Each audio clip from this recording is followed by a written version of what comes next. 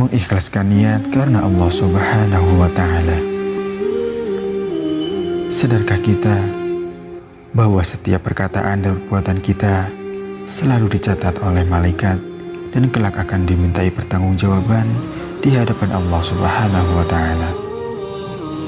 Sungguh beruntung orang yang senantiasa melakukan amal soleh sehingga buku catatan amalnya dipenuhi dengan amal kebaikan. Namun, orang yang cerdas tidak hanya mencukupkan dengan banyak beramal soleh, akan tetapi ia juga berusaha memperbaiki kualitas amal yang dilakukannya dengan senantiasa mengikhlaskan niat mencari ridho Allah Subhanahu wa Ta'ala semata. Ikhlas merupakan inti dari ibadah dan di antara kunci diterimanya amal soleh. Ikhlas adalah memurnikan ketaatan hanya ditujukan untuk mencari ridho Allah Subhanahu wa Ta'ala, bebas dari hal-hal yang mengotorinya seperti riya, ujub, beramal karena berharap pujian, ucapan terima kasih, mendapatkan harta dunia, maupun niat kotor lainnya.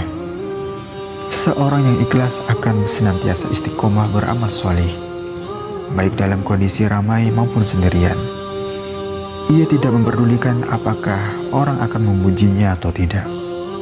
Allah Subhanahu wa Ta'ala berfirman, memerintahkan hamba-hambanya untuk berlaku ikhlas dalam beribadah.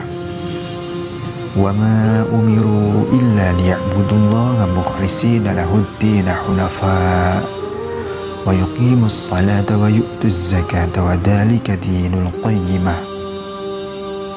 Padahal mereka tidak disuruh kecuali supaya menyembah Allah dengan memurnikan ketaatan kepadanya dalam menjalankan agama yang lurus dan supaya mereka mendirikan sholat dan menunaikan zakat. Dan yang demikian itulah agama yang lurus. Quran Surat Al-Bayyinah ayat 5. Kedudukan hamba di sisi Allah Subhanahu wa Ta'ala juga berdasarkan amal dan hatinya. Nabi Shallallahu Alaihi Wasallam bersabda, sesungguhnya Allah Subhanahu wa Ta'ala tidak memandang kepada rupa kalian, juga tidak kepada harta kalian, akan tetapi Dia melihat kepada hati dan amal kalian. Hadis riwayat Muslim. Sebagaimana hati merupakan barometer baik buruknya seseorang di hadapan Allah Subhanahu wa Ta'ala, maka baiknya buruknya hati juga tergantung dengan baik buruknya niat. Al-Mutarrif bin Syakir berkata, baiknya amal tergantung pada baiknya hati, dan baiknya hati tergantung pada baiknya niat. Barang siapa yang niatnya suci, maka suci pula hatinya, dan barang siapa yang niatnya kotor, maka kotor pula hatinya. Suatu amalan akan dinilai berdasarkan niatnya. Rasulullah Shallallahu Alaihi Wasallam bersabda, sesungguhnya tiap amalan tergantung pada niatnya, dan seseorang hanya akan mendapatkan apa yang ia niatkan. Hadis riwayat Bukhari dan Muslim.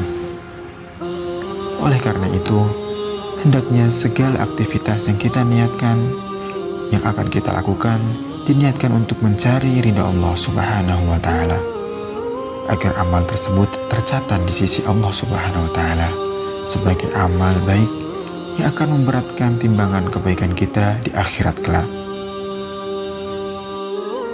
Seperti ketika kita melaksanakan sholat maupun amalan lainnya, hendaknya kita niatkan ikhlas karena Allah Subhanahu wa Ta'ala. Jangan sampai hanya sebagai rutinitas belaka agar tidak merugi.